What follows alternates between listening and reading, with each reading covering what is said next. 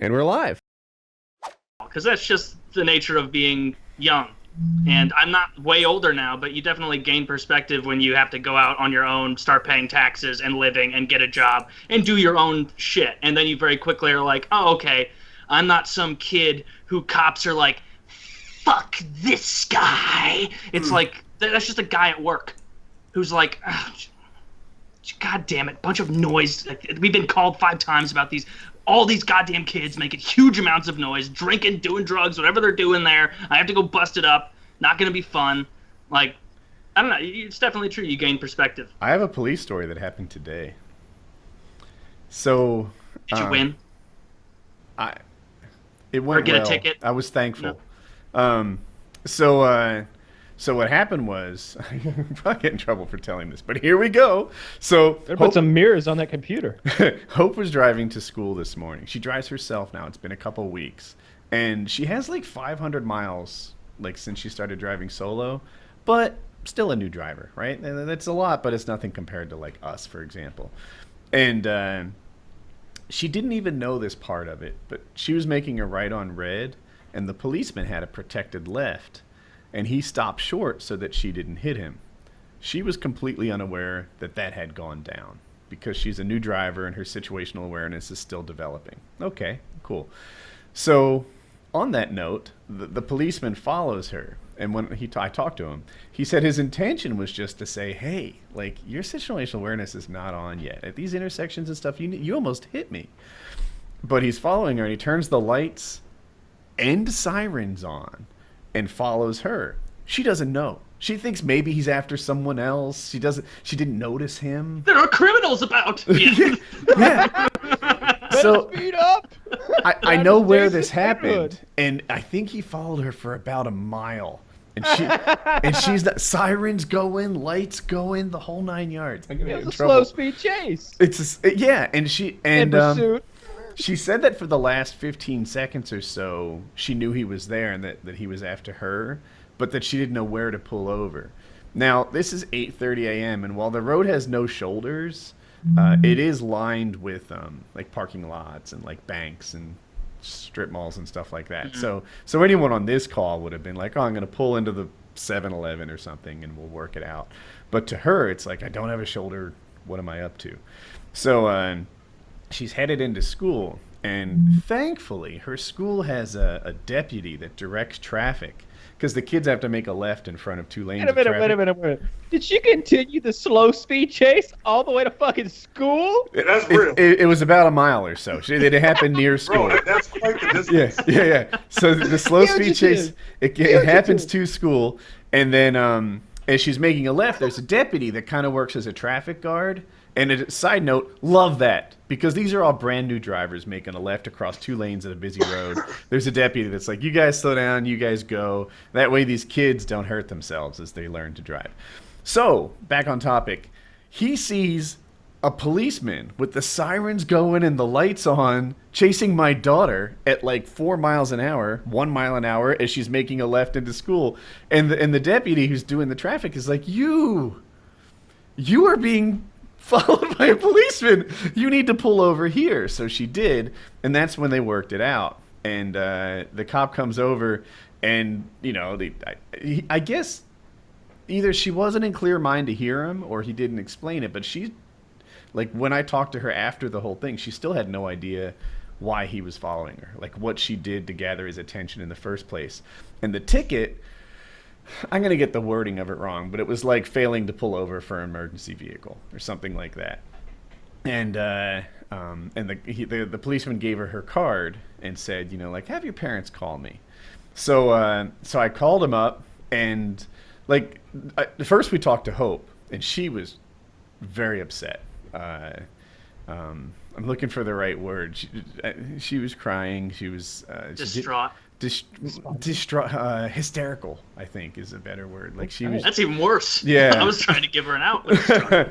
Yeah, no, and like I was like, as I'm talking to her on the phone, I'm like, I hope she's in her parking spot because I don't want her even driving 100 yards at this. Now there's another guy following me. His lights are on too.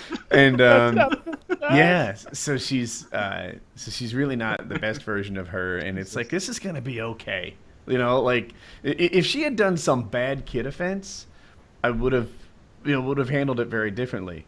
But this was a mistake. She's a novice. A mistake that can happen with a good heart. Exactly. Yeah, and it's like, whatever. We'll pay the ticket. We'll move on. Everything is going to be okay. And I talked to the policeman, and I was like, I wasn't mad or anything. In my head, I was like, seek first to understand, then to be understood. Right? That was the mindset I had. So I called him, and I was like, hey, I talked to my daughter. Like, there's a whole bunch of things we don't understand about what went down. Can you bring me up to speed? And I talked to the policeman for a while, maybe call it 45 minutes. And, just all sorts of mindset type stuff. I don't like that she didn't pull over for the policeman, right? Like, let me outline a scenario. What happens if she doesn't pull over for the cop? Now that's the first impression that she's made. Then she darts to her glove box to get her registration out. He might view that in a different mindset than he would with a properly compliant, person who'd been pulled over. So it's important that, you make that good first impression when you're interacting with policemen. And her first impression was the one that maybe somebody with warrants would make, right? Or someone who needs to hide some shit in the car before we pull over. Yeah. I didn't even think of that, but that's a thing too. Yeah. Yeah, let's go a couple blocks so I stuff all the stuff down between the seats and get my knife in my armpit real quick so I can. Yeah. What I know is she caught a good officer. She definitely did. Yeah. Well, she is a ginger. Let's for the radio audience out there who are unaware. Yes, she's whiter than most she whites. She was never in any danger. She could have hit a few people on the way there. It wasn't lighter than hers. Same scenario. So we talked to the policeman. I told him like, our family philosophy, right? Like, you comply, you whatever. Like, this is an opportunity to show the first level of law enforcement how reasonable and good you are, and that everything is going to be okay. So anyway, he asked about her grades. Her grades are really strong. I'm going to brag about her later in the show, but we just got her grades fixed and stuff, and now they're fantastic. And the end of it, after I talked to the cop for a while, he threw away the ticket, and everything is fine. Yeah. Wow. Yeah, he had written it out and everything and gave it to her, but he hadn't submitted it electronically. I'm sure you've experienced a scenario exactly like this before. Just like that. I bet you've got a story where... Southern City, Connecticut, just last month. And the exact same thing happened to me in less than 3 seconds. However, that ticket didn't get thrown out. My wife, being Hispanic, was questioned as to if she's okay. I'm on the passenger side. I wasn't even on the driver's side. I was on the passenger side just so he could ask if my wife was okay. That was the best conversation in the world. That's something you need to know. I was like, I don't know why you need my license. I wasn't driving anywhere. She was driving. It was like, it's just normal. It must be normal for Southernton because it's not normal for where I come from. And I was like, I don't keep my license on me. I had it on me. I was just being an asshole. No, that is not how we behave, Daym. Do I need to talk to you and Hope? I don't know how to behave. But he goes back to the wife, and then he just says, Miss, are you sure you're okay? What the fuck is the sure for? You see the wedding ring on her. I'm pretty sure she was all right when we passed you because we were laughing. And you just know that she's sitting there like, all I gotta do is give him the nod, and he will drag your ass out of this car. It's over after that. It was quite the interesting afternoon. If we're talking about a racial thing, you should know the cop was black. I'm pretty sure. I only talked to him on the phone, but you can tell over the phone if a guy's black or white. And I'm 99. I'm gonna look at you for the next minute, and I'm gonna ask that you blink if you are in any danger at all. Where is this man taking you? The policeman was great. What he really wanted to do was teach Hope a lesson, and I guess he concluded that lesson was learned without a ticket. And I've never had a ticket written out for me and then had it thrown away. I honestly didn't know that could happen. I thought that old trope of once they write it out, it's done. Because even when I'm really friendly and I'm always respectful to cops, and they'll be like, "Hey, we're going 69 and a 60. There you go. Just keep it down, or keep the speed down." And I always hold out hope. Maybe he'll be like, "You know what?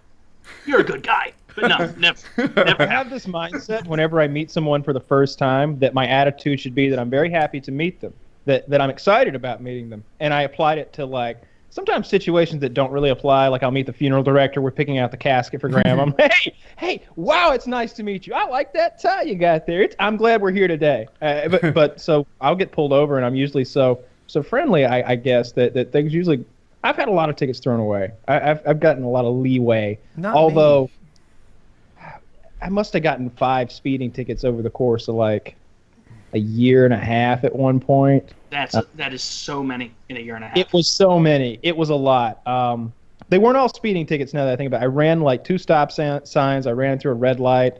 But then there were like 3 bad speeding tickets. You gotta just fucking leave earlier wherever you're going. That. I don't have anywhere to be. I just enjoy going fast. It's like I could be an hour late to where I'm going. I'm just gonna eat nachos when I get there anyway. I just like getting there in a hurry. That's all. So, but I would be in the scenario that would repeat over and over where I'm driving and I kind of zone out, and the speed limit goes from like 60 miles per hour to like 35 in a really short period of time when you're going from highway to like some bullshit town in the mountains. And I got stopped one night going like 72 and like a 35, like more than double the speed limit. So, yeah, when I was a teenager, that was my benchmark. I felt like if I wasn't going double the speed limit, I was a pussy. And if you think it through, like the roads that you know, it's a really good benchmark for aggressive driving. Like, yeah. Like in Ocean City, the speed limit was only 35, but 70 there is pretty freaking fast. It's remarkably dangerous. And then like on a highway or something where the speed limit's 55 and you're going 110, it's like equivalently dangerous. And that was how Idiot Me drove. Maybe I would tell Idiot Me that. Slow down, you jerk. I've never had a ticket written out and then thrown away, but I did get pulled over once and not end up getting a ticket.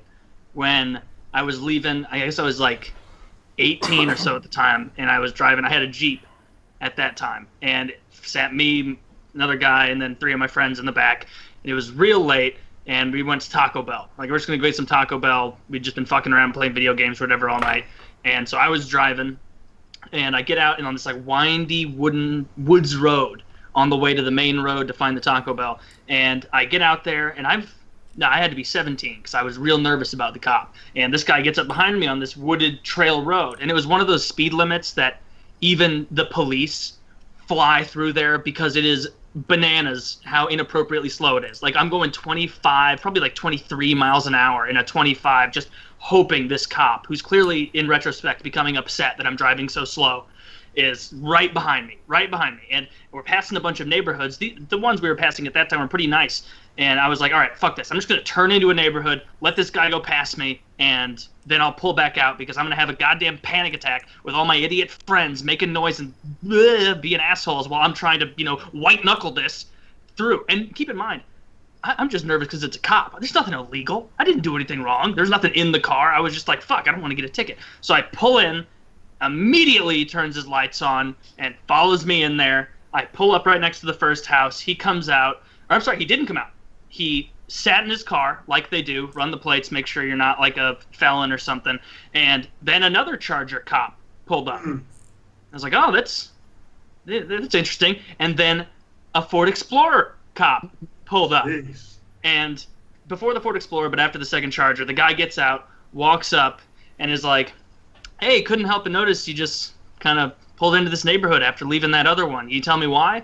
I was like, yeah, honestly, I'm only 17. I'm really nervous driving around cops because I feel like I'm going to make a mistake. I just pulled in here. We're on the way to Taco Bell. I just wanted to let you pass so that I wouldn't be so stressed out. And he was like, okay, all right. Well, everybody in here, how old are you guys? Anybody 18? And I had one 18-year-old friend who was there. The rest of us weren't. And he's like, okay, just making sure. I'm going to go back to my cruiser real quick. He went back. The other cops had gotten out by this point. They were just standing around. I don't know why. Like, I think they'd all realized at this point, like, this is a bullshit call. And the guy then came back up, asked me to get out of the car and come to the trunk with him. And so I got out, went to the trunk with him. He asked me to open it up, so I opened it up. Looking back, I now know I didn't have to do that because I know my fucking rights. Yeah, Fourth Amendment. But I just opened it anyway, and he searched my car, like top to bottom. After that, had all my friends get out, searched my whole car. I had my great-grandpa's pocket knife was in the center console of the Jeep. They took that. I never got it back, so that kind of sucked. wasn't like it was some real sentimental thing. It was just kind of like, oh, that's a real old pocket knife, and now I don't fucking have it anymore. And he called me around to the trunk again, picked up a green airsoft BB, because I was in a big airsoft phase, and he's like, why don't you tell me about this? And I was like, this is an airsoft BB from my airsoft gun. Me and my friends shoot each other with fake guns in our backyards for a good time. And he's like, oh, is that right? I bet that is. He like throws it back in the trunk. And I was like, and I didn't really understand that. I'm like, is this? No, he must be being sarcastic or something. And so then he pretty much closed it all up, realized nothing was going to be wrong with it, and then he said, all right, now I'm going to follow you back to that neighborhood that you left. And I was like, but we haven't even been to Taco Bell yet. Like, we haven't been where we needed to go. And he's like, people in this car are under 18, past curfew, I'm going to follow you back. And I was like, okay, I guess. And so he followed me back to my friend's house where we were hanging out, and then just said, like, all right, and you guys better not be leaving again, because we're going to have people on this road most of the night, and we have your license plate or whatever the fuck he said. And it was just uncomfortable realizing, like, God damn it, I didn't even do anything illegal, and now I can't get Taco Bell. And so, you know, you should have walked that's to a Taco real Bell, that then. I understand problems with the police. I get, you know, like, Dude, I've had this happen to me. At this point, the most respect I have for the entire story is the passion you have for Taco Bell. You know what I'm saying? That's love right there. Yeah. I was in 8th or 9th grade, and I'm a passenger, and we're going home because I'm this cool from a roller skating rink, and we were all really excited. Like, I don't know if girls paid attention to us or what went so well, but we were singing and dancing, and this particular old truck didn't have any, like, cloth on the interior, and when you clapped, it was crazy loud. Like, hurt your ears. So we're all like clapping to the music and like going wild on our drive home from the roller skating rink at peak happiness. And the driver maybe was going, I know he had a couple, if he had got another ticket, he'd be in trouble. So the policeman like spotted him, probably speeding, turns around and chases him. I think what he actually might have saw was us being idiots in the car and clapping and stuff, because he didn't seem to like that. He pulls us, instead of just pulling over nicely, he tried to turn into some side road, thinking that the policeman like would never catch on to that ruse. But clever cop followed us to the side road. We get pulled over there, and that begins like the interrogation. And he is all over us. He's checking every pocket. He's frisking us. I've got like hands on the hood, and he's just going through everything. And at one point, like I didn't recognize that he was looking for drugs. Like, I was too naive to think that that was on his mind. I thought he was looking for guns. Like, I don't know really what he was looking for. He was just checking every pocket and everything. Every ticket stub he wanted an explanation on. At one point, I have this little green plastic case that flips open. I don't know, about big enough to hold it was for my retainer thing. I had like an appliance pre-braces. And he's like, what's in this thing? And I'm like, that's you don't want to open this. Like, that's no, because it smelled bad. Like, I don't know if you guys have ever had an appliance, but to me, there's a really distinctive smell that you would have to wash it out 3 times stale, a day. Bad breath smell, because all that nasty saliva just dries. Yes, yeah. It's stale bad breath, but I was like embarrassed of that smell. You know, like somebody with more elite hygiene wouldn't have smart mouth. I should have had smart mouth. So anyway, he's like, you know, what's in this thing? And I was like, I don't want to open that. And he's like, you know, now he really wanted to open it, and I'm like, you know, it's my appliance. He's like, if I find anything in here other than your appliance, then what happens? And like, I didn't know what he was headed at. I had no idea. This whole situation was confusing to me. So I made him like this. Well, what do you want to find? This is the bargain. I was like, if there's anything in there other than my appliance, you can keep my winter coat. I don't know. Wait. How old are you? Like 14. I don't know. All right. Things are starting to make a lot of sense now. All right. And I was just like, that was the deal that I struck with him. And he was amused by it, but I was like, I know I'm going to win this bet. And we opened it, and it was empty. Like, there wasn't even an appliance in it. And like that was kind of when the questioning of me wrapped up. Like, when I was willing to bet my winter coat on it, that that wrapped up, and They knew that you just be gotten on home. they questioned the driver a little longer, asked him why he pulled over into that road, and he said the perfect thing. He's like, "Here's the deal. I have a speeding ticket already. I'm a probationary driver, and if I get another speeding ticket, I think I lose my license." He's like, "I was just hoping I wouldn't get one." And that bit of honesty, I think, changed the cops, I don't know, tactic, mood, etc. toward the driver. And I don't know if he got a ticket or not. I really don't recall. But I think he got a ticket for something that wouldn't make him lose the license. Like, all right, I'm going to give you a fine here for a taillight that's out. How do you feel about that? I accept your terms, and I think that's how it went down. He wrote him a ticket for some non-moving violation and called it a day.